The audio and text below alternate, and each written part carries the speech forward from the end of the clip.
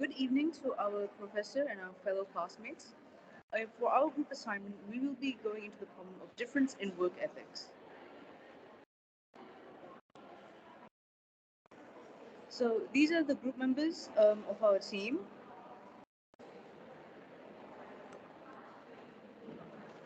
Our parts will be separated into these categories. We will first be going into the case study, then we will be identifying the problem, analyzing the problem, developing the solutions for the problem, evaluating possible solutions, and then choosing a solution for the problem and assessing as well, and then going on to the conclusion.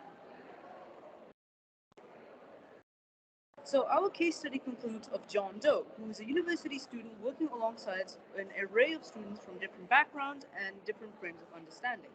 This means that including this factor, he's going to an international university. John did not expect other students to not share his exact work ethic, and he was not able to comprehend or respect these different ideas, which meant he wasn't able to handle the fact that other students weren't as effective as he was. The students that shared his work ethic, however, did not share his attitude and did not think highly of the way that he had conducted himself around other students. Due to this, John Doe had lashed out to his groupmates. So, what were the exact problems? On John's part, it was the lack of communication to clearly indicate what he wanted from his groupmates. A lack of understanding, that he didn't understand why they didn't have the exact mentality that he had, and then he was rather controlling and demanding, which came through when he was lashing out to his groupmates.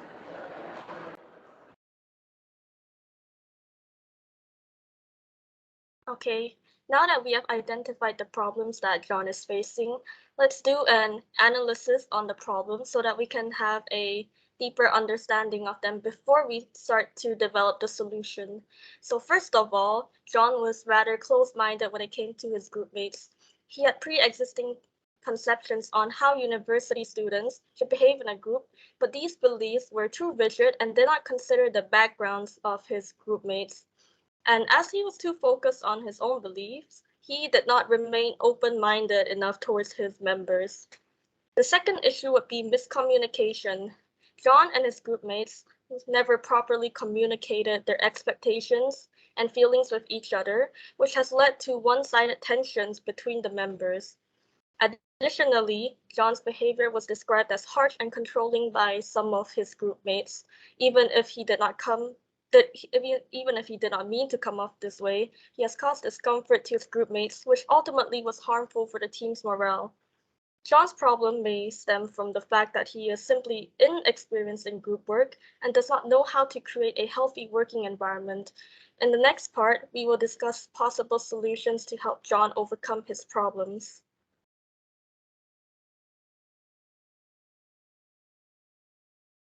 So I'll be talking about the developing the so which is stage three. Um, John Doe should have open, which is about communicating and discussing the important matter will certainly help in reading book. The second solution would be price and precise expectation. John and his group members should have established clear standards for the working ethics and values that are acceptable while working on time. And the third one would be address issues promptly. John and his group members should directly convey what they are feeling and actively take part in resolving the issue. I'll pass it to the next person to learn about stage four.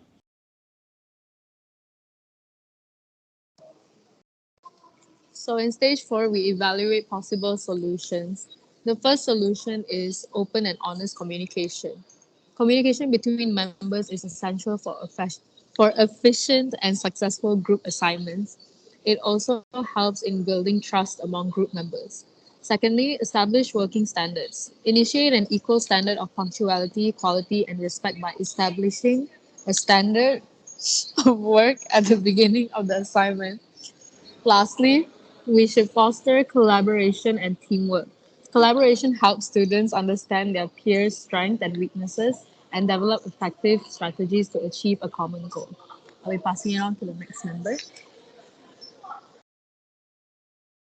Okay, so when it came to stage 5, we had to choose a solution and we decided we would go with open and honest communication. So in any university environment, communication that is honest and open is important.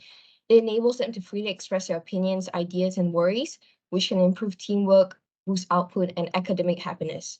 Uni students are also able to comprehend each other's academic styles if they were to communicate honestly. Moving forward to stage 6, evaluating the solution. So for university students to cooperate and prevent conflict resulting from disparities in work ethics, open and honest communication is essential.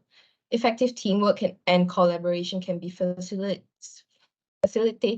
by encouraging students to communicate through one-on-one interactions, group discussions, and the use of technology, which can boost output and academic success.